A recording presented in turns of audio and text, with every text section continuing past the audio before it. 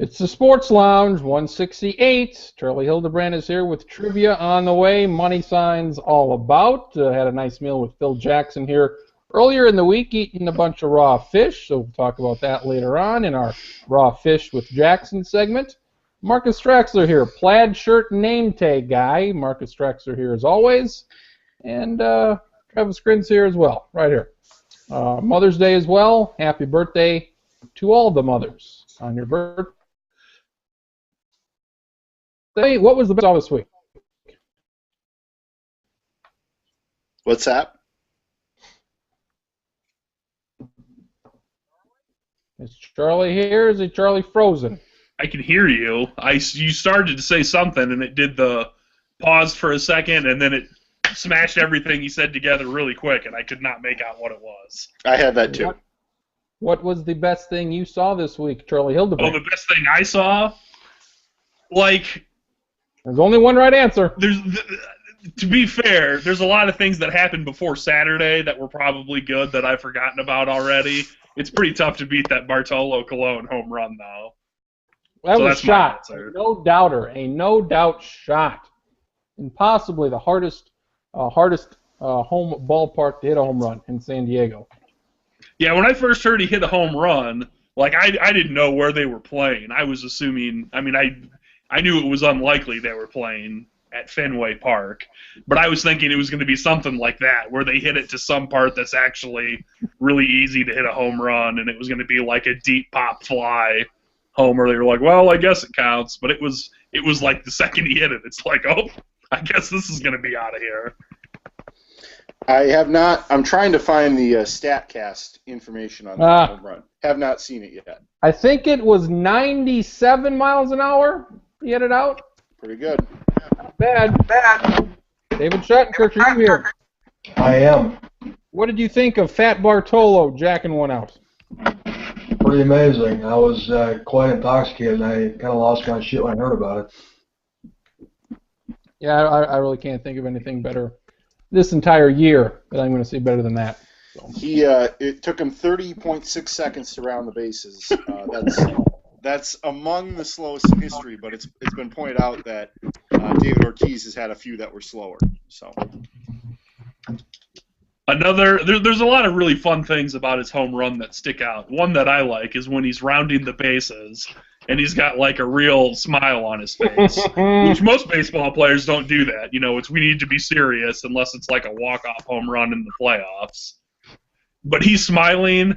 And just like his age and his body type, he looks like the older guy that plays beer league softball while he's just running around the bases. And I thought that was funny. It literally looked like a guy that could be from your town. And just like, yeah, I don't know. They threw it underhand and I hit it. And it just connected right and it went out. So rounds are on me at the bar afterward. The announcers went nuts, Marcus. Dugout went absolutely insane. I've never seen anything. What was it? Third inning home run, whatever the hell it was. Yeah, a 2-run homer in a game that was basically already a blowout at 1-0 or 2-0, whatever it was. So, yeah, I mean it was cool, and something about, obviously it's the latest into a career. I think any pitcher's ever hit a home run, but he also he only needs 9 more walks to be the player with the most at-bats to never draw a walk, so I'm also rooting for that to happen. Oh, he's never drawn a walk? Never has drawn a walk, ever. I think going into yesterday, he only had 20 hits in his career. Now, granted, he played in the American League for a long time, but still, only 20 hits at 43 or whatever. And also the one important thing to know about Bartolo Colon, I mean, you got to remember, he was a Cy Young winner. He's been a very good pitcher for a long time, and he should be commended for that. The exit velocity on that home run, 96.8 miles an hour, and it hang time of 5.5 seconds. Top speed going around the bases, 9.9 miles an hour. Wow. I think you and I could definitely do 9.9 miles an hour running for at least 5 or 10 minutes. He's officially a better batter than the Argus leaders, Matt Zimmer, who I saw reposted the thing about the one time he played for the Sioux Falls Canaries or whatever recently. Is that the thing? Is that the thing you would like to do the most? Hit a home run in a major league game? That'd be awesome. Or is there something different? A slam dunk, whatever else? Is there anything better than a home run? Slam dunk would be pretty cool. I think there's a lot of things that would be cool. Home run's like the safest that you're going to get out and not be injured in the process. Like if you pick some football thing, that would be fantastic. It could be like, yeah, you got a sack or caught a touchdown, but you also dislocated your hip in the process. The other cool thing about home runs is that you can go on baseballreference.com and they have every home run ever hit.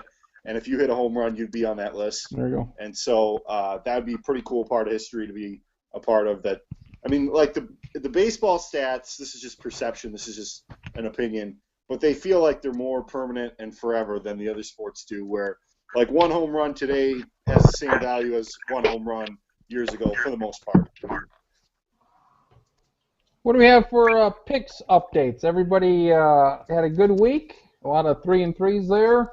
Looks like pretty much nothing has changed in the picks. Everybody's basically where they were at the end of last week, so that's good.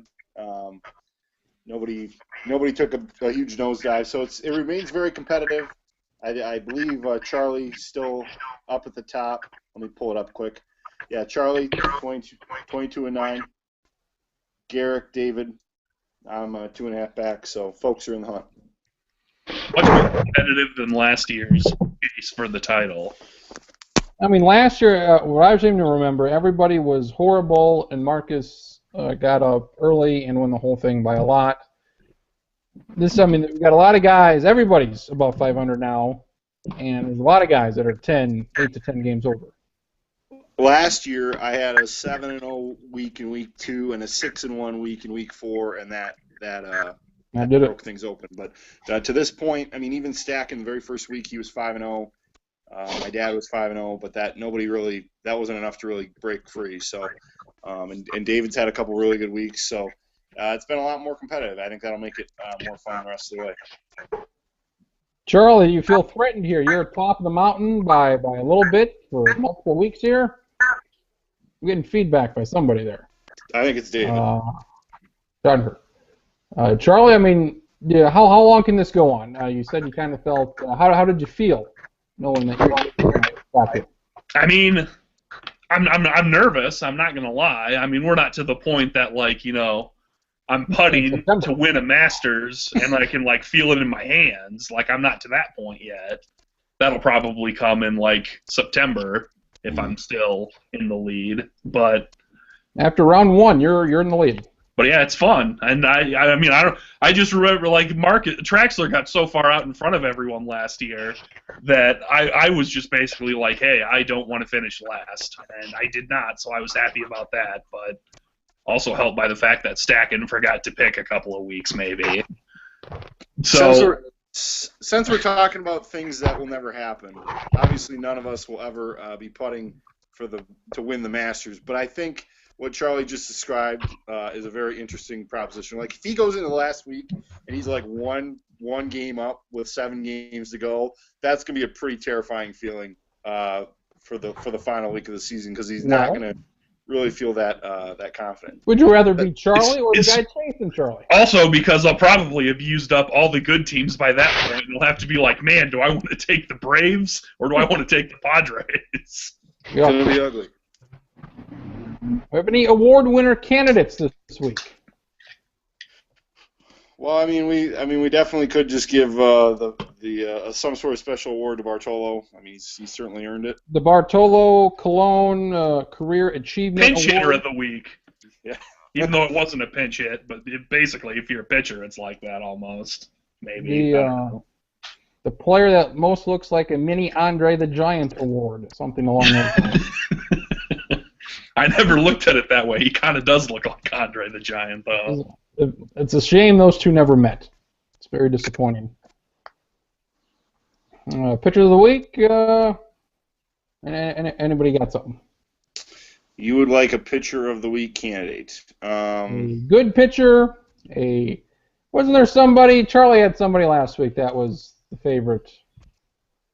Of course, we forgot. For this week, yeah, we all forgot. Whoever that guy is, he should probably be the guy. whoever he was.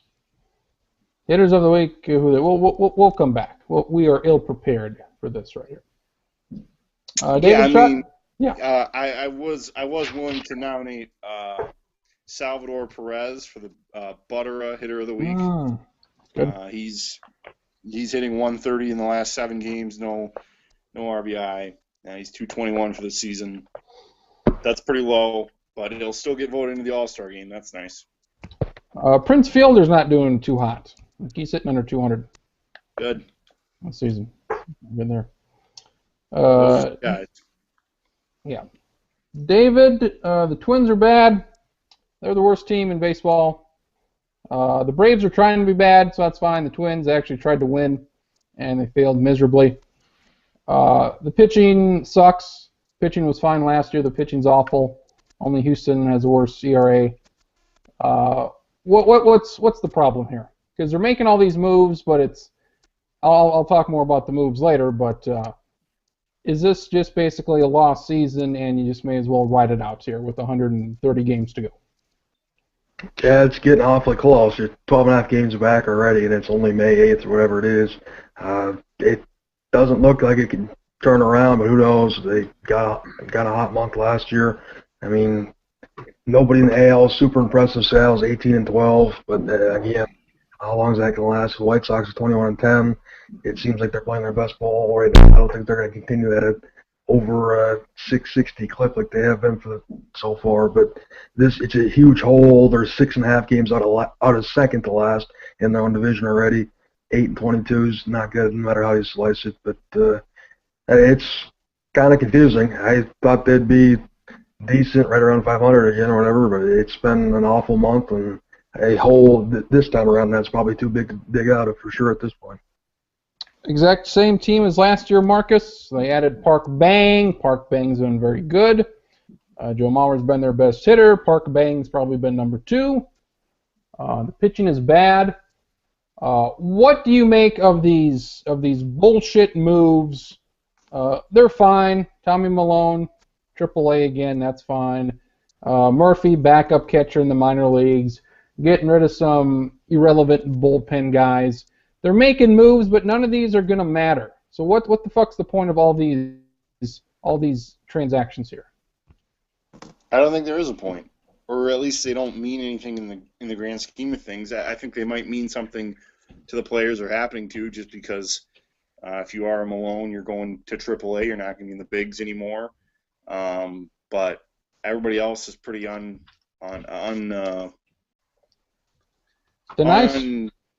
mean, it's just not. It doesn't mean anything. So I don't really have a good answer. I think it's just more a posterity sake than anything.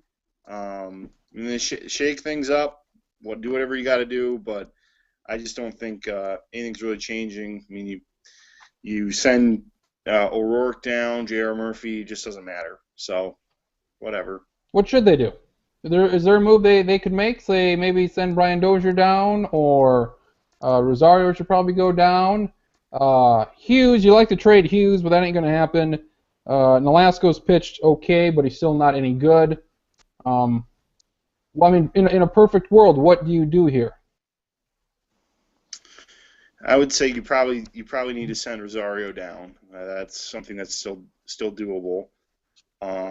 But then they bring a fucker like Mastriani up, and I'm like, that's a waste of time. That's a waste of time. Right. I'd rather have them give the chance to some guy who's been in the minors for a while, has been in the system, and has earned his chance. Maybe there's not anybody. Maybe they don't have anybody, but it just doesn't seem to make it. I mean, it's just sort of this eternal question: do you let these young guys just wither away in the bigs, hitting 200 or 220, or would you rather have them keep getting seasoning in AAA? I wasn't really against the idea of having Buxton start the season in the big leagues, but obviously he wasn't ready again. And, Rosario has not hit worth a damn either. So I'm not really sure what the answer is to that. And I don't think there is like an obvious move that they should be making. Can you really send Brian Dozier down? I have no idea. I honestly think he's probably one of those guys that they don't feel like they can move him down. And they're not going to trade him. So I don't know. David, do you have any moves you would like to see make? A real shakeup that would matter and make a difference. They've tried the real shakeup, and the real shakeup backfired. There's nothing else they can do. There's nobody else that's ready that can make an impact. They're kind of stuck with where they're at. A couple of injuries haven't helped, but they've tried a few things that don't amount to much, but they don't have an ace in the hole in the minors, and that's part of the problem. They're 8-22, and they don't have top prospects. All that we're all clamoring about. Buxton's been a failed project so far. Yeah, we all know where I feel on that. In long term, I think he's going to be fine. They're kind of fucked, for the lack of a better term. Because all their guys are up here now. They're not in their primes, so years away from that, but they're all up here. I would say starting pitching, you got to, Barrio should be there. Duffy starts today. Gibson, let's see how long it takes him. He could be out for another month. Who the hell knows? Santana's kind of been in the middle of the road. Nolasco and Hughes, those are the big contracts that are pretty awful for the next couple of years. So I'd say make some moves there. Move Phil Hughes to the bullpen. Do something. Give somebody else a chance. Jepson's been awful. I mean, he shouldn't be. He really shouldn't be pitching in any situation that matters. Trevor May, his numbers look pretty good. He's been decent. Ryan Presley, barring last night, he's been pretty good. And whoever the hell that new guy was they brought up last night, he was fine. So it seems. The Twins just aren't gonna. They should move Hughes to the bullpen or Nolasco to the bullpen. They're just not going to do that, and they'd rather have those guys eat the big contracts in the rotation because that's what they're paying them for. And I just don't see them putting a guy who makes X number of dollars, X millions of dollars in the bullpen to pitch the long relief. Because the Twins just don't have the balls for that. I would rather have a guy making $12 million a year pitching mop-up duty rather than him going out there every week and giving up 5 runs in 5 innings and losing every game he throws. I don't disagree, but they're not going to do that. I'm trying to project what the Twins are going to do, and they're not going to do that.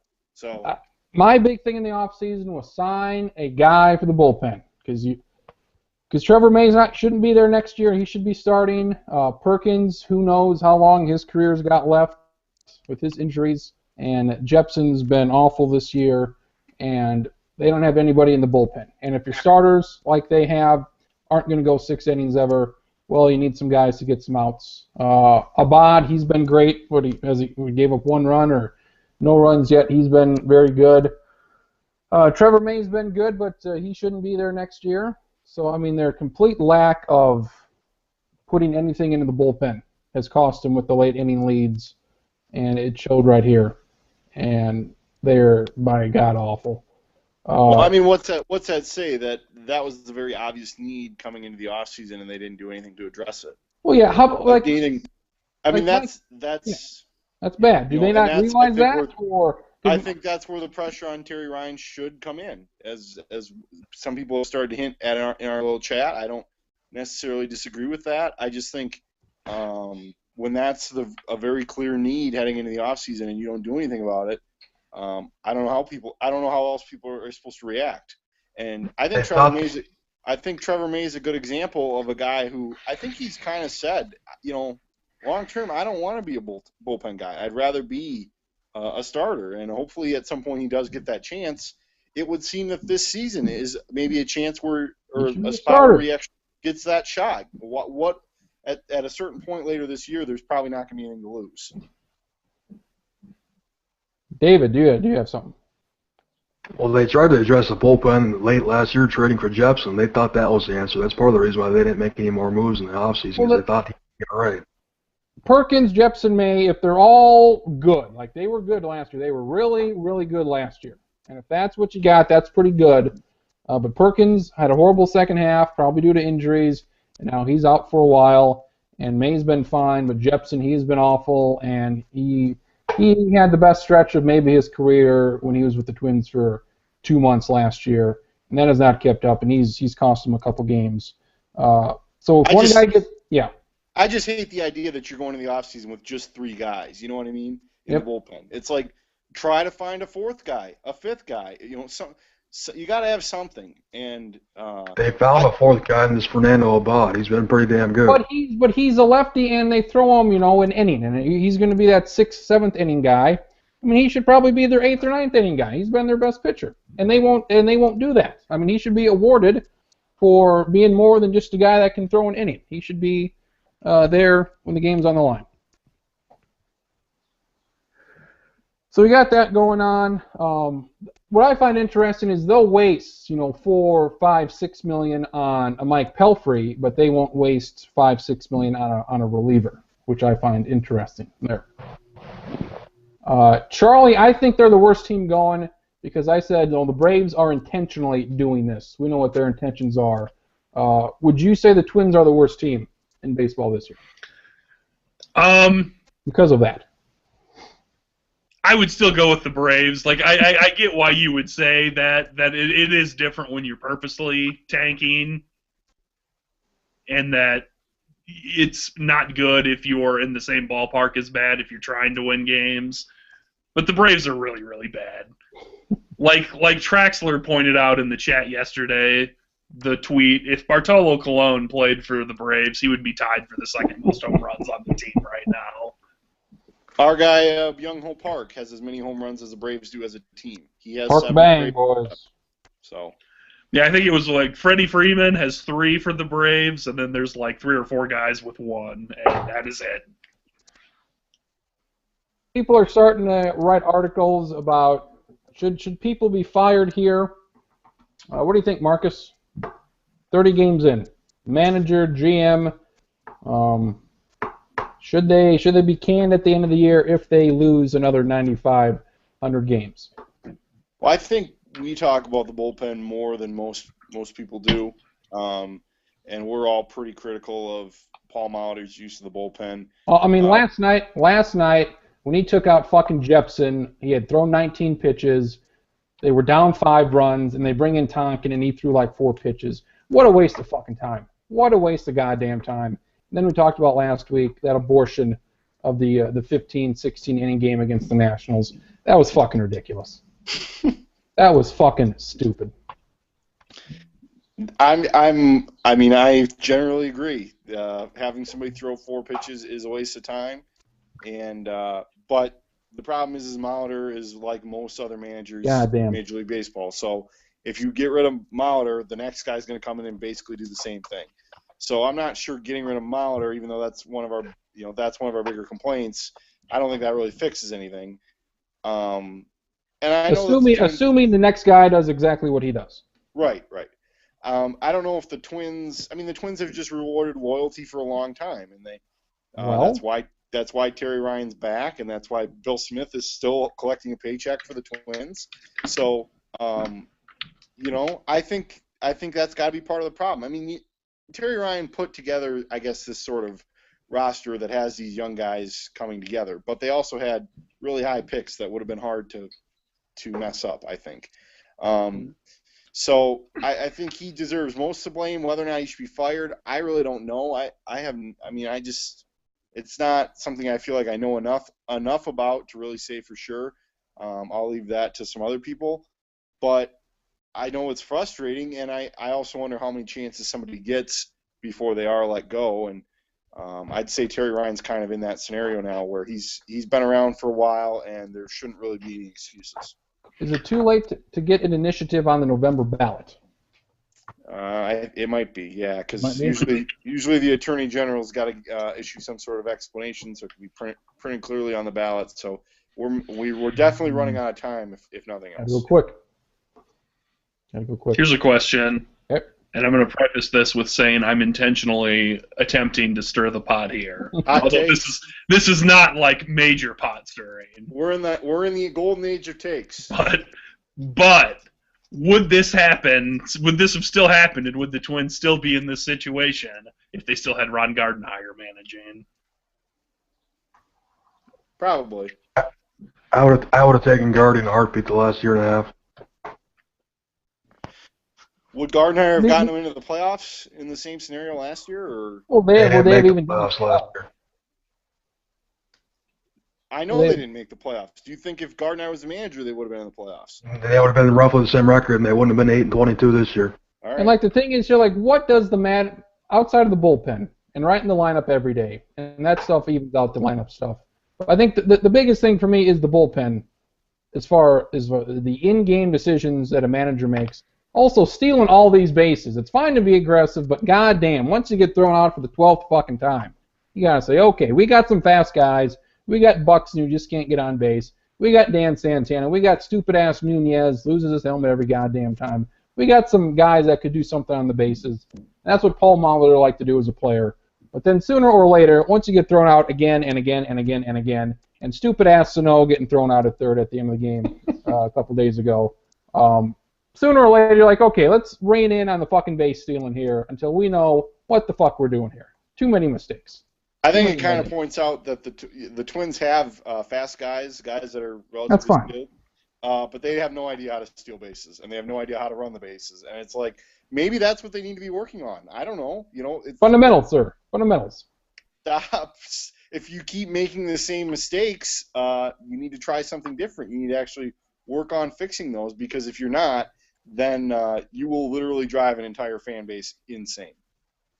They need to do it like MLB The Show, the video game. If you're not getting silver or gold medals on your base stealing mini game, then you don't need to be stealing bases in actual real games. That's right. If you take an aggressive lead, you can maybe steal a base. If you have a dangerous lead, you're going to get thrown out. Facts. I like Doug Mientkiewicz to be the next manager. Whether it was last time or this time, I like him to be the next guy. He's up at Triple or Double A now. He's a year or two away from going somewhere else, I would assume. And I would like him to be the guy. Going back to the stolen base thing real quick, the MLB average this season so far is 67.3%. Take a guess what the Twins are. 90. No. I don't know. 67% success rate is what the average is? Yes. 55? 40%. They're at 72%. Very nice. How many times have they been thrown out? 7 times. Is that a lot? They're 18 of 25 in their attempts. They're in the top 10 in Major League Baseball. Terrific. I like Mientkiewicz to be the next guy. If it's Mientkiewicz, does he, as the manager, wearing his regular ball cap, still put pine tar all over the front? I hope so. I hope he's the first manager to wear a hard hat. I don't think we can just take what David said and just sort of gloss over it, even though we spent 5 minutes complaining about the stolen bases. I mean, if they are 18 of 25, that's good research by David. I think we sort of point out the 7 times that they get stolen, because that sticks out. Those are outs that you sort of leave on the bases. 18 of 25 isn't as bad as it probably sounds, especially considering that we're, a little more than a month into the season. So I think that's worth noting. Travis Kring's Philadelphia Phillies this year have attempted 23 stolen bases. They're successful 11 times, so they're under 50%. The Angels are 7 for 16. And the Phillies fans probably aren't complaining about it as much because they're like 3 or 4 games over 500 right now. So they're a little better than DeAndre Jordan, just a bit better. I'm liking that a hell of a lot. Just better. So we're getting there very good. This just popped into my head right now, but I would wonder, I would assume that baseball's got like stolen base percentage stats for everything because it's baseball and they keep track of it.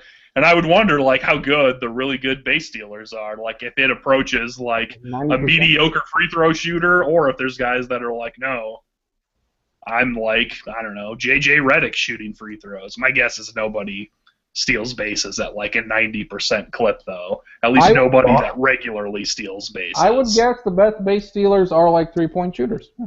Boston as a team so far this year is 24-26, or 92%. Wow.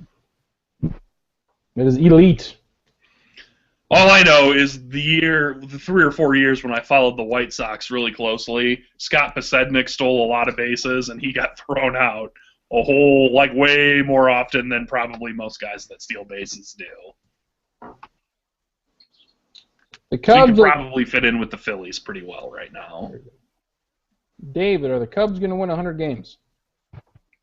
I sure hope so. Charlie, are the White Sox going to win the division? Yep, we're getting a Cubs White Sox Subway World Series. Even though, as far as I know, I don't know if there is actually a Subway in Chicago. There might be. You're lucky. There is. Nice. So it would also be like the 110-year anniversary of the last time the White Sox and the Cubs played in the World Series. It's a throwback to the old times. Marcus, what do you think of the Phillies? Drew's not here. What do you think of the Phillies? Go to hell, I'll answer for him. Go to hell. What do we got about the Phillies there? Let's go. It's cool that they're fine for the first month of the season, but if you think they're going to win any more than 75 games, you're crazy. Oh, 75? Fuck, I would take that. I'd take half that right now. I'd take 38 games right now. Okay.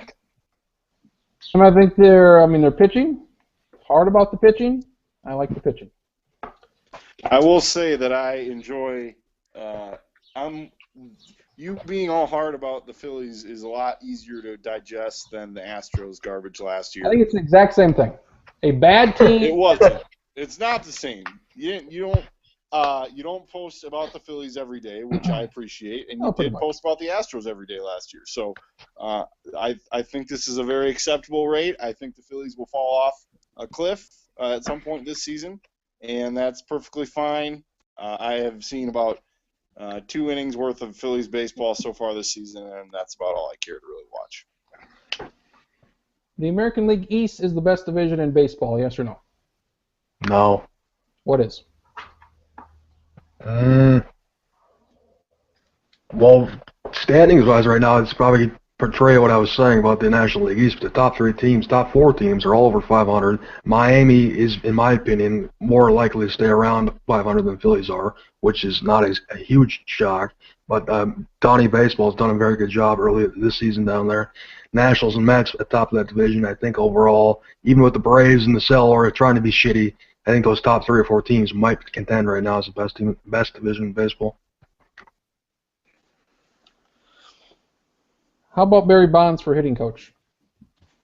It's worked out decently. It's not. I mean, I don't know how much he's doing, but he's helping some guys for sure. Christian Yelich won, has been on fire the last week. Stanton's still hitting bombs. I think he's done a very respectable job so far. Has anybody ever hit balls longer or harder than Stanton? On the StatCast, it says no. You only had the StatCast for a couple of years. But I can't imagine anybody back in the day hitting fucking balls 115, 118 miles an hour. I mean, I saw the difference between Stanton and number 2 is much greater than the difference between Aroldis Chapman and number 2 as far as throwing a baseball, and he's hitting these fucking things harder. So basically you're saying Stanton is like Tiger Woods in his prime, when it was like the difference between Tiger Woods and number 2 was like the difference between number 2 and number 38 or whatever it was? Yeah. I mean, with a specific thing, not overall. I don't think Mike Stanton is that far and away the best player in baseball, but at least with this. With home runs, he's outstanding. Any other baseball thoughts? We're done with the baseball. I think the Braves, because I had to put together our Major League Baseball roundup for the paper yesterday, I think the Braves are off to their worst record since 1900, I think it said. So you think about how long that is, and that in the 90s and early to mid 2000s, the Braves were fairly good. They are really, really damn bad. Is the National League like the Western Conference of the NBA, where you have the Cubs? They're the Warriors. They're clearly the best. You have somebody like the Nationals or the Mets or the Spurs, who they're really, really good too. And they could win it as well. Then everybody else, who the fuck cares? You're just there to fucking play games against. I still think the Giants will get going a little bit. They've a couple of games over 500. I think overall they're going to be just fine. But there's more teams there. There's a little bit more depth. Pittsburgh's fine. St. Louis is going to be a team that might be in that wild card contention again. Overall, I think there's more depth than it appears at this point in the season. But it's the Cubs, a clear number 1, everybody else number 2. That's what's going to lead me to my next point. What do you think's more likely? That the Cubs win 105 or the Braves lose 110? 110? Yeah, 110. I know my Astros think lost right around there. Wow, that's a lot. I think it's more likely that the Braves lose 110 Then the Cubs win 105. and the Cubs winning 105. I'll take the Cubs. That's my gut reaction. I could probably be swayed pretty easily to the other way, but I mean, 110, that's a lot of fucking games to lose. 105 is a lot of fucking games to win, though, too. That's Was that 52 wins? yeah, it'd be 52 and 110. Oh, boy, that's rough. That's like 10 wins a month. Not even that. 9. Well, they're at 7. It's the second week of May. Jesus Christ. They're 7 and 22. They're a half game behind our Minnesota Twins for the worst record in baseball. And they're 1 and 14. I think the Braves, because I think the Braves are going to continue losing and not really care, where I think the Cubs will want to win, but as it gets deeper into the season, it will be harder for them to continue to win in the regular season than it will be for the Braves to just be like, whatever, you know, we're 38 games out of first place or whatever, we don't care. Let's have this relief pitcher play right field for the last 3 innings. One funny thing about the Twins and White Sox right now is that they're both wearing uniforms with pink numbers and logos on them, and it makes them look like they're both the Twins teams because the White Sox kind of look like they have the Twins' old jerseys. The pinstripes. The pinstripes with like a reddish number. So. What's your trivia question involved? Mine involves the NBA playoffs. Let's get that going, folks. Let's go. I have a trivia question as well. Involving what? Involving, I don't want to say. Okay. Oh, for fuck's sake. What sport? Racing. Horse racing? Yes. You're an asshole. All right. Charlie, do the honors here. All right, a little background on mine. The question Can I is... guess what it is? Okay, go ahead. Places Phil Jackson ate at in Sioux City. It is not that, because that would be a really short trivia question with only one answer. There you go. As far as we know. Well, you never know. He could have been there for a week. Who knows? So I was thinking I wanted to do something related to the NBA playoffs. So I thought, hey, let's find the guys who scored the most points in an NBA playoff game. Basically, type that into Google. And Traxler mentioned Baseball Reference earlier, which is very good. There's also Basketball Reference and Football Reference. I went into Basketball Reference, had most points in an NBA playoff game. And then I went through and I was, spoiler alert, I was doing this at work. Don't tell anyone at work I was doing this while there. But like I had to do some formatting stuff, and I looked at it and I was like, I would have thought there'd be more guys than this. And then I realized that for some reason on Basketball Reference, they only had it starting with the 84 postseason and beyond. So I thought that won't do, so I went to Wikipedia, and it took longer to format it that way. But this is any NBA playoff game ever now. So there are guys before 1984 also. But basically, all that, the question, there are 20 players who have scored at least 50 points in an NBA playoff game. Can you name those 20 players? And some of them have done it more than once, but if you did it hypothetically 25 times, that still only counts as one player. There are 20 different players that have scored at least 50. Any white guys? We go, white guys. Spoilers? Spoilers, there are at least some white guys. Very good. There is a white guy at least. Good. I have to be honest that I think we may have done a very close derivative of this question before. So, but I doubt anybody actually remembers any of the answers, so it'll be fine. Going left to right on my screen, it would be Traxler, then Schottenkirk, then Mr. Krenz. I will take starting the layup. with Marcus. I will take the layup, Michael Jordan. That is correct. He has done it the most times with 8, and then I'll give you the highest amount they scored if they did it more than once. Jordan's best was 63. There we go. Schottenkirk. Kobe. Kobe is on the list. He scored 50 once. If there's anything wrong, we're blaming it on Wikipedia because that's where I got it off of. I hope Wilt Chamberlain scored 50 in a game once. Wilt Chamberlain did it 4 times. The most he ever got was 56 in a playoff game. And that was the thing that stuck out to me when I was looking at the Basketball Reference one, is I was like, how is Wilt Chamberlain not on this list? And that's what made me investigate it further and find the better list. Traxler. I will go with Elgin Baylor. Elgin Baylor, second most, with 61. Schottenkirk. Allen Iverson. Allen Iverson has done it 3 times, and the most he ever scored was 55. Charles Barkley. Charles Barkley scored the 4th most with 56. Draxler. Magic Johnson. AIDS. Magic Johnson is not on this list. Shit. Schottenkirk. Ray Allen. Ray Allen scored 51 points in a playoff game one time. Mr. Krenz. How about Vince Carter? Vince Carter scored 50 points in an NBA playoff game once. That is correct. Jerry West. Jerry West twice has done it. The most he scored in the game was 53. And I believe he's also the logo for the NBA. I think that has been mentioned a time or two in history. Has LeBron James ever hit 50? LeBron James, not on the list. Who else you got? Schottenkirk wins.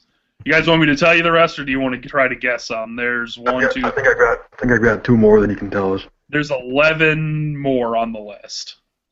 Well, Rick Barry's 1. Rick Barry, 5th most, or tied with AI for the 5th most with 55. And the only other one was Dominique Wilkins. Dominique Wilkins scored 50 in a playoff game. The other ones, John Havlicek with 54. Both Sam Jones and Eric Sleepy Floyd scored 51. I don't know who Sleepy Floyd is. And then guys with 50 were Bob Cousy, Bob Pettit, Billy Cunningham, Bob McAdoo, Karl Malone, and Dirk Nowitzki. Those are your white guys there. Plenty of them. Those are all the guys that have ever scored 50 in an NBA playoff game. David, what do you think of these playoffs? I don't like them. Spurs Thunder the other night was fine. Blazers Warriors last night, that was fine. Cleveland's beating the hell out of anybody. They don't have any competition. It's boring as hell. And it's just kind of a thing where we know it's going to be Warriors Spurs playing Cleveland in the finals.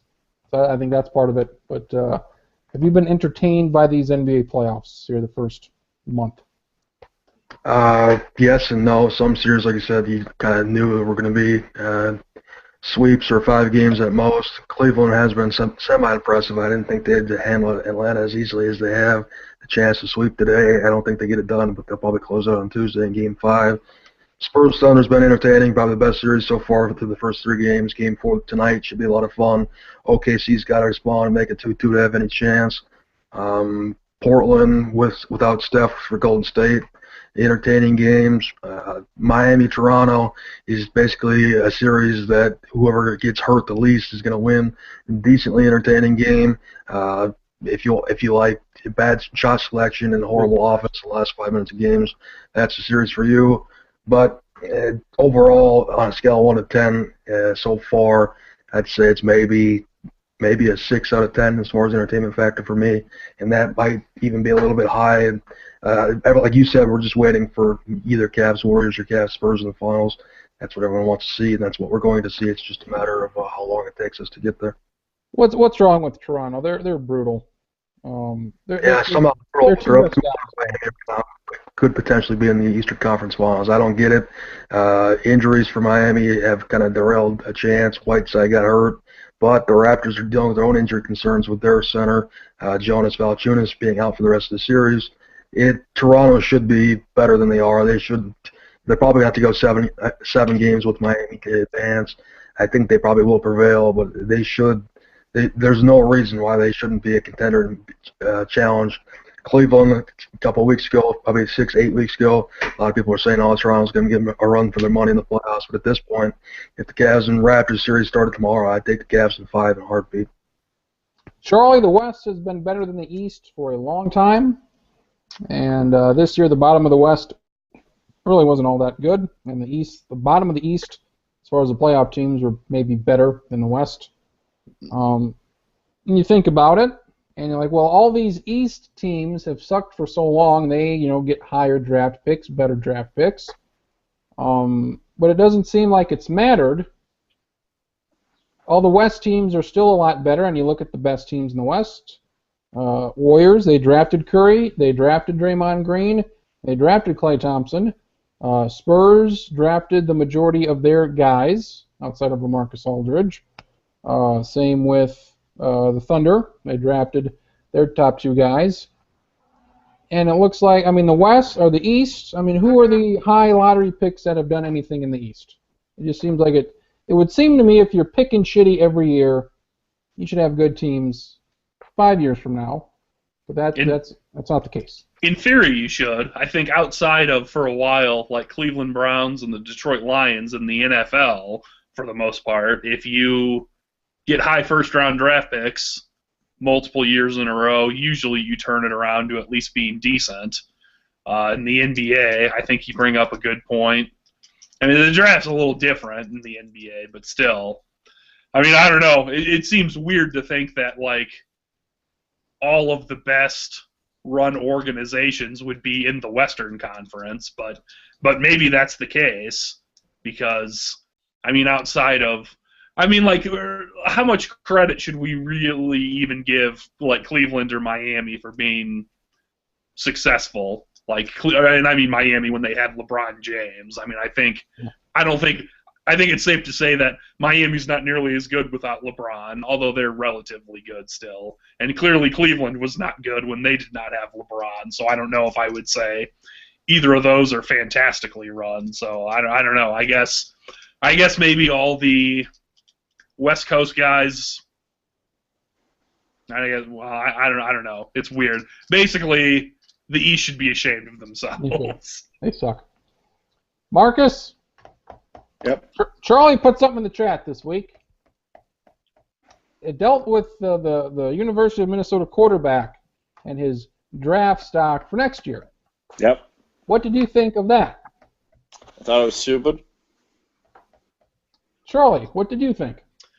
I thought it was also kind of dumb. There were some funny things I read about it. One of my favorites was that it was clearly Todd McShay's not ever actually watched Mitch Leitner play if he thinks he's going to be a first-round draft pick, which is something that, I think is meant as a joke, but you think about it, and you kind of cock your head, and it's yeah, I could see someone saying, I don't know, this guy's kind of big, and him being whatever, I don't care. It's April or May or whatever. I'm just going to put this in there to try to get reactions out of people. But it makes them look stupid. There was the first time I saw this come about, and I can't remember if I actually put it in the chat or not, but there was kind of a nobody draft wonk who said, he thought Leitner could maybe be a first-round pick, and I want to say that was maybe in January or February, and then McShay, I'd say, is the first guy who I'd say had some sort of credibility. Whether or not I'd say he has it now is a different story, but that put him in the first round. And he wrote right at the top, I didn't read the article because I think it was an insider thing. I don't have that, but I think he said that he didn't watch tape on all those people. And I just kind of said, well, why would you even put him in there then if you haven't watched tape on him? I know why. Because he's 6'4" and 230, and they compared him to Wentz and Bortles, who were also big fuckers. What the fuck does it matter? Comparing him to Wentz is funny because I bet most draft people didn't ever watch anything on Wentz until like January. And Bortles is like bad because Bortles like was good at Central Florida. I guess he left after his junior year. I mean, he was not like one of the 3 best players in college football, and some of it was in terms of measurables. But it was still like when you watched Bortles play, it was like, oh yeah, this guy's definitely pretty good. And I don't know, except maybe the 2 times Mitch Leidner's carved up Nebraska's defense. I don't know of anyone that's been like, man, this guy, here we come.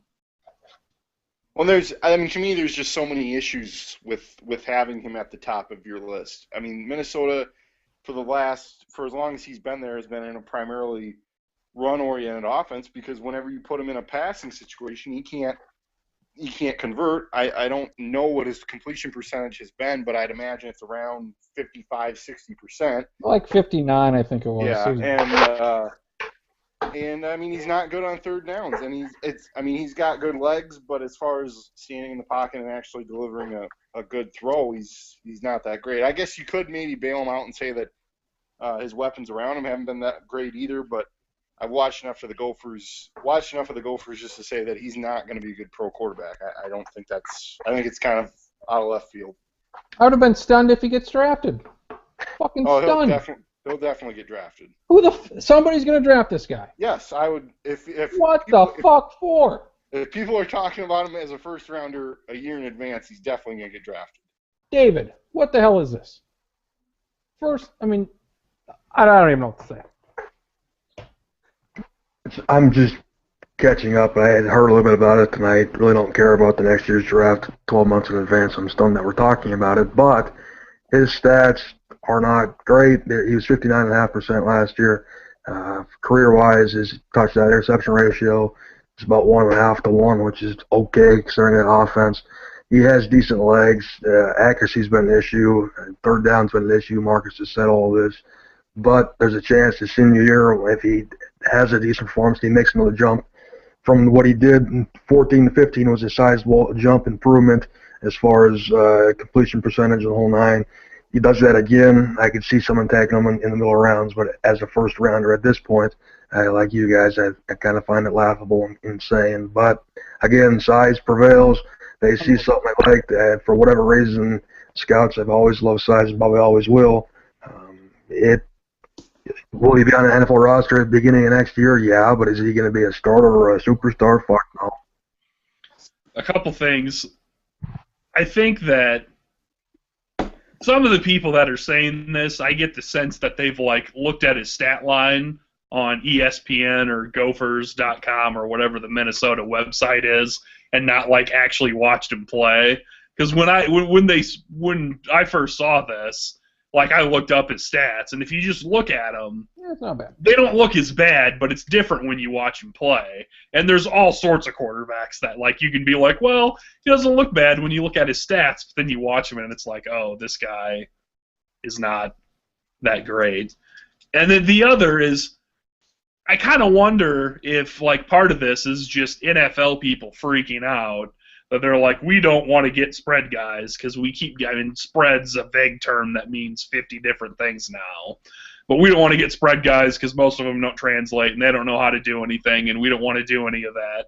So they're just like overcorrecting the other way. They're just like, okay, let's get some guy that is not a spread guy who's lined up under center and maybe isn't that good, and we'll try to teach him how to be good. Because this would, like that and some other quarterbacks that have been drafted in the last few years, you know, like Hackenberg getting drafted in the second round when he looked awful the last 2 years, just kind of screams of like, well, you know, the production's not really there, but so instead of trying to teach a spread guy how to do this, let's just try to make this guy that sort of runs these kind of offenses better. Like, I'm not saying that is what they're doing. I'm just saying that maybe that's part of it. And all this chatter, for me anyways, goes back to a couple weeks ago when Travis asked me about why they were taking the 2 quarterbacks, number 1 and 2, if everyone thought they'd just be mid-level guys. And I said because next year's talent pool is god-awful, and this further proves it that people are talking about Mitch fucking Leidner as a first-round quarterback next year. So they're teams reach all the time, and they're probably going to be reaching next year outside of Deshaun Watson. Everyone's starting to get hard about Brad Kaya from Miami with Mark Richt down there this year. I wouldn't be surprised if both those guys are top 10 picks next year.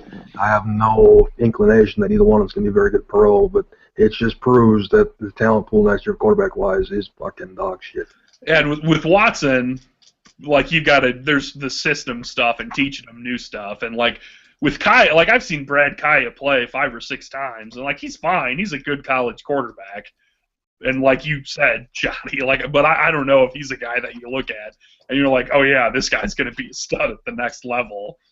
Like if it was like a regular, good, solid quarterback draft class from like 15 years ago, like I would think Brad Kaya would be like a 3rd or a 4th round quarterback. But it's gonna be artificially inflated because everybody wants to get Aaron Rodgers or Andrew Luck. It's always interesting to watch the games.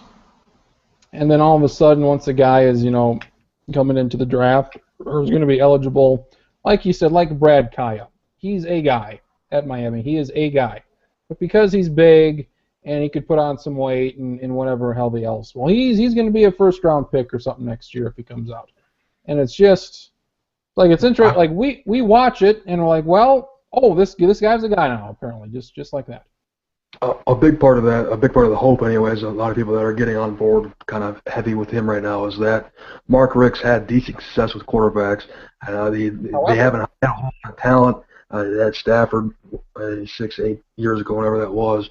But he's turned out some guys that don't have a whole bunch of raw talent. He's made them decent quarterbacks. Part of that's a system. They've always had a run game. The hope is that he can get his hands on Kaya for 12 or 13 games, however they play this year, and improve already a decent stock and make him into that top 10 pick that they're thinking he might be. Like you said, like Georgia's not a fucking quarterback factory. I mean, right. There's nobody there. One thing I'd like to say about Leidner, and then we can let this go for 10 months, is that, I mean, it's one thing if he's struggling against Michigan and Ohio State and Iowa or Wisconsin, but, I mean, they played Colorado State, Kent State, and Ohio last year. They played San Jose State before, played Middle Tennessee State, and he's struggled against pretty much all those teams. And it's just, I don't know how that's a good sign that he's going to be a good quarterback when you can't take apart a mid-major, for lack of a better word, defense. But, Marcus, did you watch the bowl game? I did not watch the bowl game. Oh, game. Excitement. They beat Central Michigan. 24-30 for your boy. That's where all his teams come from. He lit up Central Michigan for 1 touchdown, 1 pick, but he was 80% from the throwing that day. So. Well, God damn it, he nailed it then. All those things, Marcus, you said, with the shitty team after shitty team after shitty team that he didn't do anything against, when you said that, I thought of Carson Wentz right away. This team and that team, he didn't, not that he played bad, but he didn't line it up by any means, and he didn't need to. But, I mean, can I make an official motion? Can I make an official motion for us not to talk about Carson Wentz until the middle of August, please? Yes. Because otherwise, I probably won't show up for the next 3 months. We talk about him every week. Okay. That being said, let me just put a bow on what Krin said. And again, this is the major difference for me between a Wentz and Leidner, if we're comparing those two, for God's sake. Is that Wentz, I mean, they had a much better running game than the Gophers even had. So when they asked him to convert a 3rd down, he got it done. Leidner just doesn't do that in the Gophers offense. So when Wentz was needed to make a throw, he made it. And whether or not he's going to be a pro guy, I don't know. Who really knows? But I guess the Eagles are going to find out. They picked him number 2. But he at least made those plays when NDSU needed him. The level of competition, I don't know how anybody could say that based on who he played, he's necessarily ready for what he's going to see in the NFL. Mitch Leidner threw for over 300 yards against Nebraska last year. Rest in peace, Nebraska defense. Threw for over 300 against Michigan 2 weeks later, too, but he was less than 50% completion percentage that day.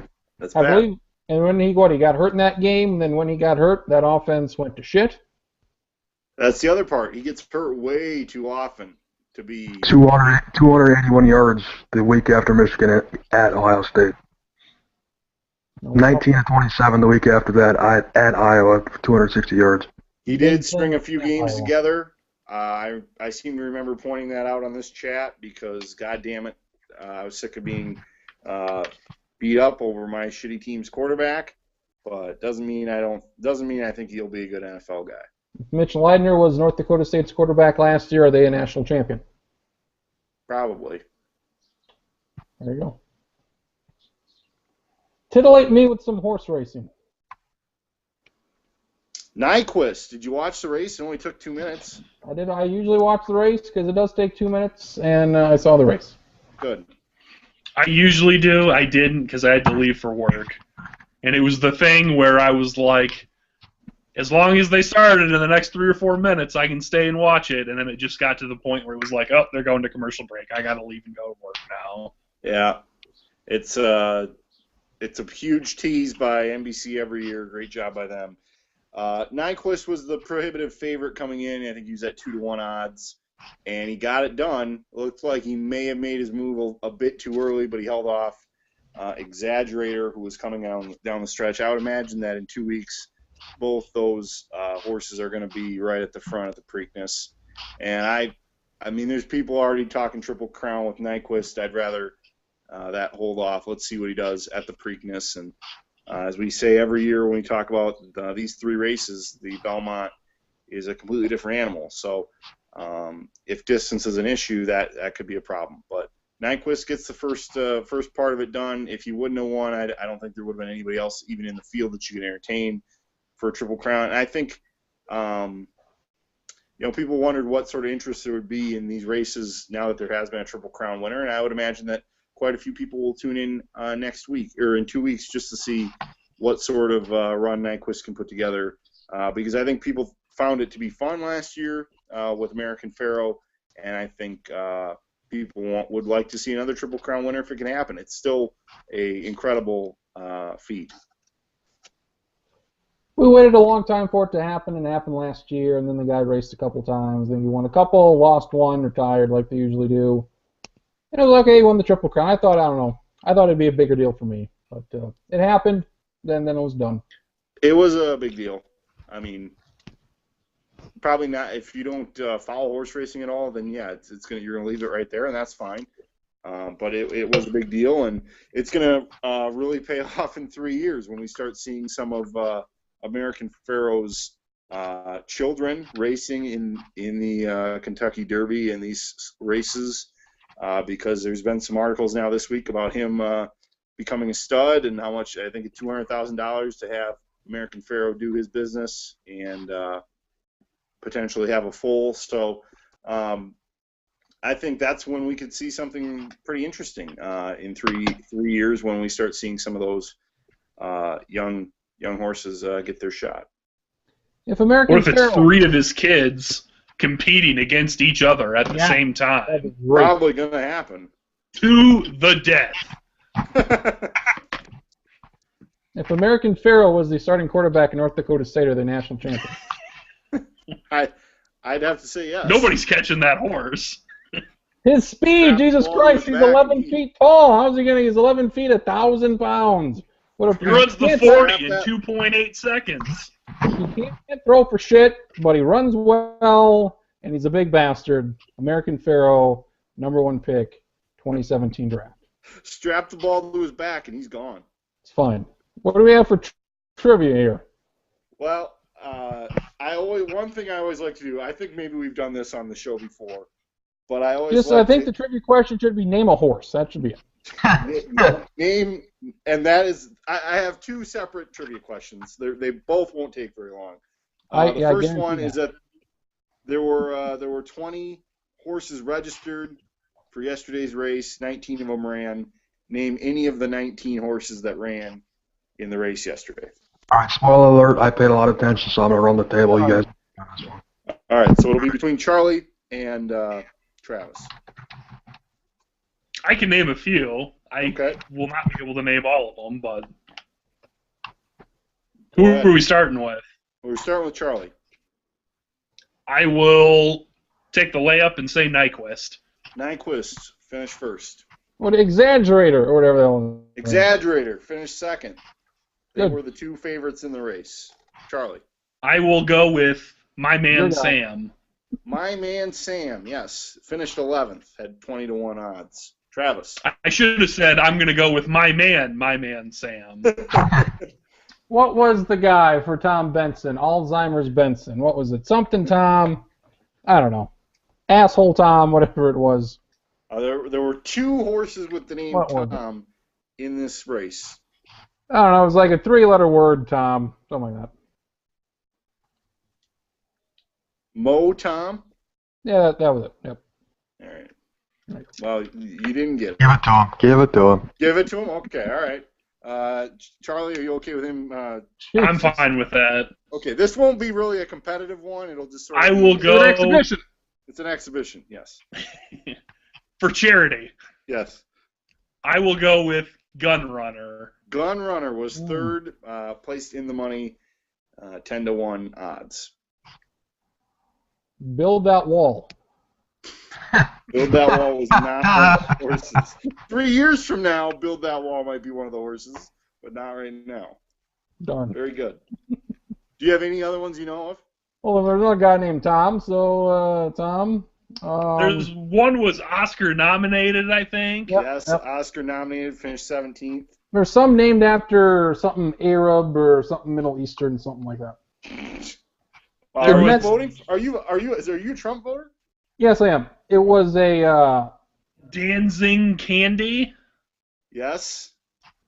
Danzig Candy was where the hell was that? 15th. Was all the way on the outside. Like something, if you translated it to Arabic, meant something else. One was like Exaggerator or something like that. Oh, so there was sudden breaking news. Sudden breaking news. That was one all the newspaper and media folks liked. They were Name the fifth. jockeys. Name all the jockeys here. Let's get that going. Toby Maguire All right, from David, that one horse racing movie. That's the only jockey I can name. David, you want to jump in on any of these? No. I don't. You Well, know, actually, I'll just throw out my Trojan Nation just because I need to. Nation, yes, I figured you might have one there. The other one that kind of stuck out was Lonnie, Japanese horse who He's an apparently likes to hit on women. Hey, women horses. Hey, sounds like my kind of horse.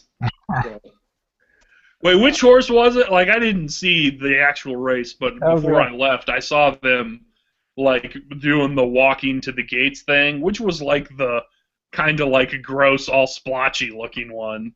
That was Because him. most of them are, like, solid colors or even, like, multiple colors, but there was one that was just, like, white and gray with these weird splotches. It just kind of looked almost sick. Like, its face didn't, but if you just looked at its skin, you would be like, oh man, this thing looks like maybe it's got some disease or something. I ended up, for the second time in like 4 years, I ended up listening to the Kentucky Derby on the radio, Listening to it. which is exactly like watching it. It's the exact same race call, except you can't see their horses. So the same guy? They just do that? Same guy, yeah. They just use the NBC feed. So, Charlie, the build-up to the race is even worse on radio because you can't actually see what's going on. But Yeah, that would be bad. the race. I heard the race. I did not get the actual broadcast. I got whoever's on Fox Sports Radio, which I think was like the guy who used to be on Entertainment Tonight or something, and Brady Papinga were just like, oh yeah, this horse is in first. Yep, still in first. No, it's over now. You won. Nyquist. The other trivia question is obviously that there's been a lot of Kentucky Derbies. There's been 141 Kentucky Derbies, I believe.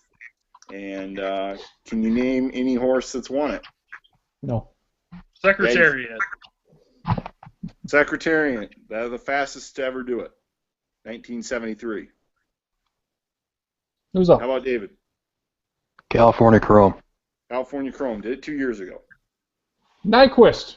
Nyquist did it yesterday. American Pharaoh. American Pharaoh did it a year ago.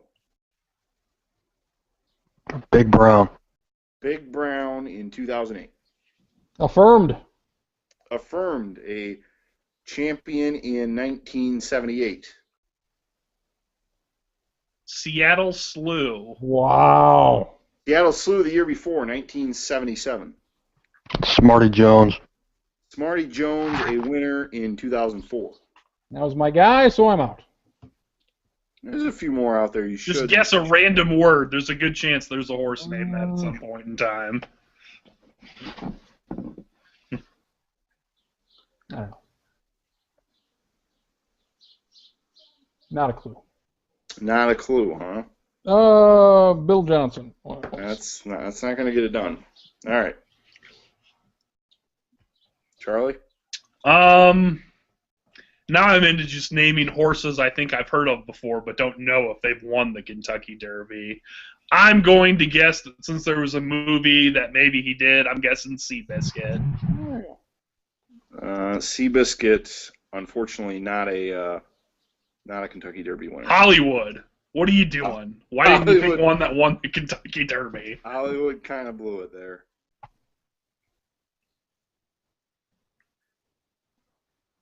All right. I imagine David has one more to win this. Yeah, Super Saver. Super Saver, the winner in 2010. Just 3 years ago, and I had already forgotten this, Orb had won it. Orb, 3 letters. I believe that's the shortest name ever to win the Kentucky Derby. You have the longest name to win the Kentucky Derby? That's probably going to take a little. I'm on Wikipedia, so that might take a little bit. But I will try to find I don't care that much. Michael I mean, if you want to, you can, but don't feel obligated to figure it out. Michael Olowokandi won it in 2002. Michael Olowokandi Man the movie? That sounds like a horse racing name. All one word. Earlier this decade, Animal Kingdom and I'll Have Another, also of recent time, Mind That Bird, and Barbaro. You remember Barbaro died shortly after the Try to forget that. The Kentucky Derby. Right.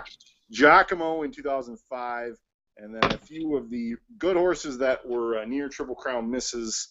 War Emblem 2002, Real Quiet 1998. If you nobody watches videos on YouTube of old horse races, but the 1998 Belmont Stakes with Real Quiet, he lost by an inch. So that was how close he came to a Triple Crown. He lost by a stacking, is what he lost by. He lost by a stacking. I've got one more trivia question. I might be jumping the gun a little bit if you guys want it. Didn't Barbaro die from a DUI? Didn't a driver hit him? I think so. Yeah, it was that Saints receiver. I thought it was him and it was Bill Janklow in a vehicle. And Dante Stallworth and Bill Janklow, BFFs.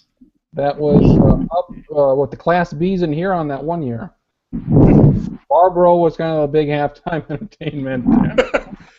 Yeah, I remember that. It was just 10 minutes of just the horse walking around the court, and they had set up tarps kind of all around the sideline, and they just told Barbaro, hey, you got to stay on the tarps. And then he ran out the garage door that they have at the end of the Huron Arena and right out into traffic. And even though he was 1,000 pounds, I mean, it's hard to sort of withstand that type of That car was 2,000, so. Yeah, exactly. So it's Speaking of Hollywood movies messing stuff up, if Weekend at Bernie's made so much money, how come no one's done a Weekend at Bernie's with a dead horse? And just be like, no, the horse is fine. Look at it. Probably because it weighs 1,000 pounds while alive and weighs even more when it's dead. That was a point I overlooked in this 5-second thing I thought of. But yeah, that would create problems. What do we got, Schottenkirk? Ichiro Suzuki has been playing baseball for a long fucking time in multiple continents. He's approaching 3,000 hits. We'll probably get there sometime this summer. He's been decent since he's been healthy and started the last few weeks playing for the Marlins. There are 29 guys. He'll make number 30, but 29 guys currently have over 3,000 hits in Major League Baseball. Name me one of those 29 guys. Very good. We'll go Charlie Hildebrand first. I was gonna say take the layup, but there's like 3 or 4 layups for this one. I'll go with Ty Cobb. Ty Cobb, number 2, 4,189 hits in his career. Marcus Drexler. I will go with the guy who earlier this year wrote on a baseball that he shot JFK. I'll go with Pete Rose. What? Pete Rose. That actually happened? Yeah. Well, no, he wrote it. I think it's safe to assume that Pete Rose did not assassinate JFK. Pete Rose is sort of being famous for saying I'll sign anything, and some guy wanted him to say that he shot JFK, and so he signed a ball, and it says that. That's funny. Poor Pete Rose, number 1, 4,256 hits, and the gap between number 1 and 2 is a lot smaller than I thought it was. Ty Cobb's only 60-some behind him. Not going to catch him, obviously. He's been dead for a long fucking time. Well, yeah, we got technology now. He's also a racist. Weekend at Bernie's. Travis. Minnesota Twins manager, noted cocaine user, Paul Molitor. Paul Molitor, number 10 on the list, 3,319. Charlie. Oh man, I'm already in my. I've done so bad at trivia recently. I'm in my own head. There's one guy that I know did it, but I want to save him for a while. Well, come on now. We've talked about saving here, folks. Are you going to save your closer for the ninth? It's a tie. I'm going to try to be fiscally conservative with my picks here. What a deal. What a deal. I'm going to go. I'm pretty sure Derek Jeter got to 3,000 hits. Derek Jeter, number 6 on the list, 3,465 in his career. Marcus. He died with 3,000 hits. I'll go with Roberto Clemente. Yep, number 29 on the list, exactly 3,000, like you said, Travis. Noted tobacco user, Tony Gwynn.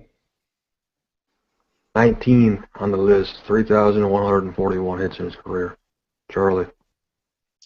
I'm going to go with, I'm going to say Hank Aaron.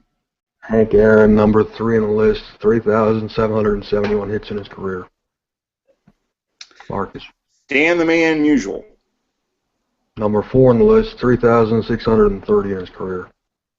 Rafael Interesting note on Musial that I remember from watching Ken Burns baseball. He had the same amount of hits at home as he did on the road. Wow. And I always thought that was really interesting. I like that. Rafael Palmeiro, period.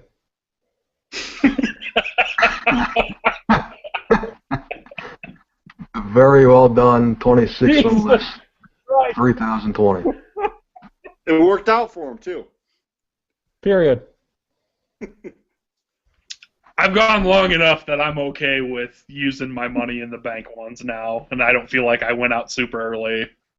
I'm going to go with Eddie Murray. Eddie Murray, yes, 13th, 3,255. Marcus. I'll go with Rod Carew. Rod Carew, 24th, 3,053. Cal Ripken Jr. Cal Ripken Jr., 15th on the list, 3,184.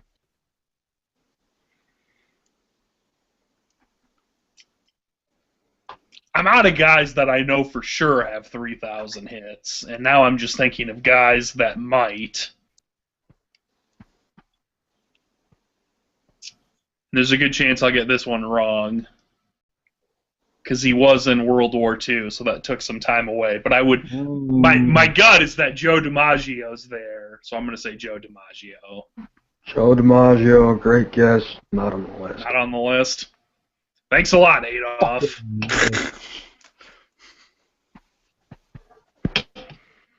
Still searching, scrolling. Still scrolling. We're outside of the top 100. DiMaggio nowhere to be seen yet either. Oops. Not even close. Could have been there. I'm stunned myself. I thought he'd have a lot closer, but he's like, unless I scrolled over him, I haven't seen him. I'm like in the 150s now. I don't think maybe if it wouldn't have been was really that long. Yeah, wait, like 13 years? Yeah, what, 361 home runs. 39, or what is it? 39. I don't know. He's lost a couple years in there. DiMaggio, 2,214 hits in his career. Gee, so maybe even without World War II, he still might not have got there. 181 on the list. I'll give you $100 if you can name me 180 because it's a guy that's been a topic of conversation on this show before. Aaron Hicks. No. Bobby Bonilla. No. Oh my! Joe Mauer. No. It's 2,200 some hits. Yep. 22-17. Not active. Well, $100 is no longer in line, but no, he's not active. He's no longer alive. Nah, he's still alive, I think. You think? I think. Yeah, he's alive. Bobby Bonilla. That was a great guess by Charlie, but no. Gary Sheffield. He played on a similar team to this guy. I don't know if it was at the same time or not, but no, it's not sure. Jeff Conine. Duke Yeah. Snyder. No. No. Who do we got? Marcus, come on. One more guess from Marcus. Think hard. Daryl, no, not Daryl Strawberry. Certain guy you thought was active and he hadn't been active for a while, just recently. Oh, shit. I don't remember. Was this the guy like The left-handed guy? Oh, Luis Castillo? No, close. Was this Come on. the- Juan Pierre? Juan Pierre, yes. Yes. Juan fucking Pierre. Pierre. Yes. I had to think back to my MLB 2005 baseball lineup. I was thinking of the wrong side of the infield. Yeah, that's He was it. an outfielder for Christ. No wonder you couldn't think of him. That's right. God damn it. God damn it. That was a fun little sidebar to this trivia question. Back to it. Marcus, are we? No. Yeah, Marcus. You can't see me, but I'm pumping my fist in the air. George Brett. Yeah, nice. Very nice. 16th on the list. 3,154. They're about, I'd say, close to half left. Noted Gopher basketball star Dave Winfield. Dave Winfield, number 20 on the list. 3,110 hits.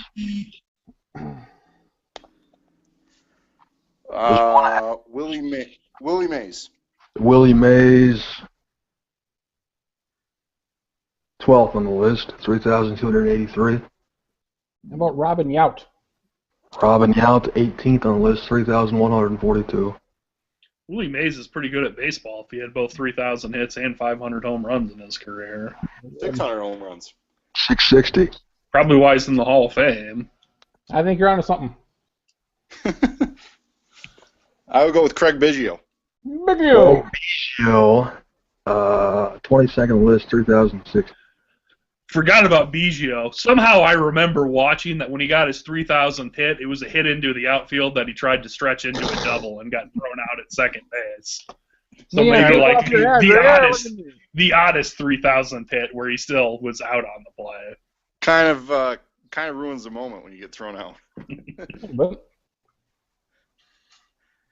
What about- Tris Speaker. Yes, the last one in the top 5, number 5, 3,514 hits. A lot of guys got to 3,000 and then just quit. Or, a lot of guys who are close to 3,000 but not over, 3,100. A lot of big names left in the last 10 or 11 names available. I will go with Alex Rodriguez.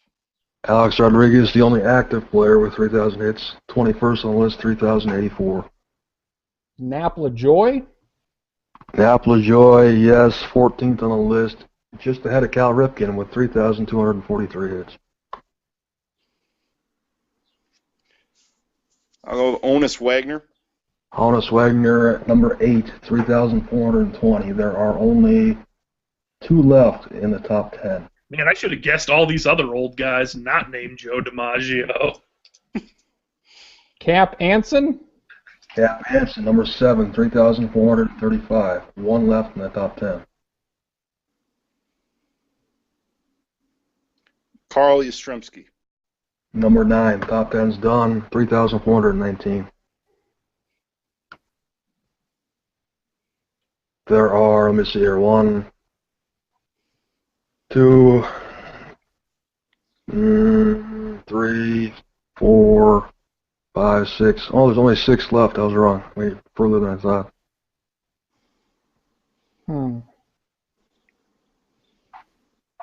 Ernie Banks. Ernie Banks. Coming up. Good guess. Not on the list. I've been saving this one. Famously drank more than 110 beers on a Wade Boggs, yeah. cross-country flight and ate a chicken before every game. Wade Boggs. Wade Boggs, yes. Is 27. Frank Robinson on the list? Frank Robinson is not on the list, no. Good thing I got Joe DiMaggio wrong then, because I would have got my next guess wrong too.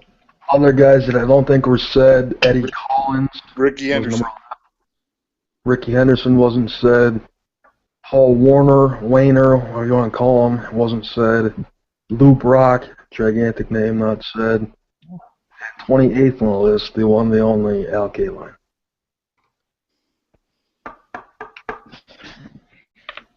There it is, folks. I sure got Eddie Murray. Frank Robinson. For reference, Frank Robinson, Charlie, was 33rd. He was 57 hits shy of 3,000. God damn it, Frank. And he's still alive, isn't he? Yep. Send him out there. Come on. Pair him up with Ichiro. They could take half the games each week. I mean, he could be the cleanup hitter for Atlanta the way they're playing right now. And Barry Bonds, he's like, what, 65, 70 short? Barry Bonds is exactly 65 short. Make a comeback, Barry. He probably should have gotten that. That's The cool. closest that didn't get it to something named Sam Rice. He retired or quit or died with 2,987 hits. So Anybody- 13 shy. Who else? Any active people? Active that are close, other than Ichiro, Adrian Beltre probably will get there. He's at 2,800 hits right now. Next year? He just re-signed another 2 years with Texas, so he'll probably get there. Albert Jimmy Pujols Fallon? is at 28. Pujols might get there. Nobody else active inside the top 100, and then 101, Carlos Beltran was just shy of 2,500. He probably won't get there either. Where's Alexei? Jimmy Rollins, 2,441. Somehow, someway, Jimmy fucking Rollins has 117th most hits in Major League Baseball history. Remember when we spent that whole offseason talking about if he could keep his hit streak going to break Joe DiMaggio's record? He did not do that. I know that I'm scrolling. Miguel Cabrera is only 33, and he's got almost 2,400 hits, so he'll probably get there. Remember when Miguel Cabrera was like this really skinny guy, and now he's just this huge power hitter? He's a monster. There you go. Any final thoughts as we wrap it up? Shut her down. My final thought, and if you look back at other times after the Kentucky Derby, you could probably find I say stuff similar. I think my favorite thing about the Kentucky Derby is it's a big deal that if you turn it shortly before the race starts, is very little time investment, and the race itself is incredibly short. So if you play your cards right, you only have to watch for about 10 minutes, and then you're like, oh, all right. And then I'll pay attention 2 weeks later at the Preakness, and if the same horse doesn't win, then you don't even have to worry about the last one. I just like how efficient it is with, like, this is a big deal, but you do not have to watch, like, a 3.5-hour game to get there. It's like a NASCAR if NASCAR was 2 laps. It's like, all right. Yeah. And Maybe a it third should as many be NASCAR. cars. Think about it. Think about it. Very good. Sports Lounge 168. I better make mention, otherwise Stacken will be upset. Bruce Boudreau hired Oh, yeah, I was Wild on my list, too. as the new Wild coach. That was going to be my last one, too. I'm just disappointed we didn't get the experts' thoughts on the new hiring and all this playoff action within the last week. Hopefully we get it next week for about 45 seconds. What team will the Wild lose up 3-1 next year? Colorado, St. Louis, Chicago? It would be most perfect if it was Chicago, because hope they it is haven't been Chicago. able to slay that dragon, and then they'll think they've got him, and then they'll blow it. So Has the Minnesota sports scene ever seen such great coaches before? My God. if you Look have at if your last name ends in O, you can be a guy who coaches a Minnesota winter professional sports team. Paul What the fuck does Malato. that mean? Bruce Boudreau and Tom Thibodeau. Oh, I thought you literally meant the letter O, not No, just not O. the letter O. the sound. Oh, Gotcha. Real quick, if we had to put all 4 Minnesota sports teams together, ranking all of them, what is the most painful loss in Minnesota sports history across the 4 major sports? Falcons. Vikings, Falcons. Falcons. It's still that one? Yep. Yeah. Number 2 is the Saints. Fair enough. It's bad. I kind of Real thought bad. you'd pick that one anyways, but was curious if it was across The worst multiple thing is- sports. The worst thing is it's going to take something pretty terrible happening to one of the other 3 sports to reach that point, or reach what actually happened there. So Like pulling a Yankees against the Red Sox and blowing a 3-0 lead. yeah, something like that. That'll wrap it up. I hope that never happens to you Minnesota sports fans. I would not wish blowing a 3-0 lead on any of you. I hope it happens to the Twins. Unless it's against my White Sox. That'd be fine. As long as Chris Sale wins Game 7. Kurt, Marcus, Charlie, Travis, this has been the Hooked on Phonics edition of the Sports Lounge. Next week, we'll talk more. 168 in the books.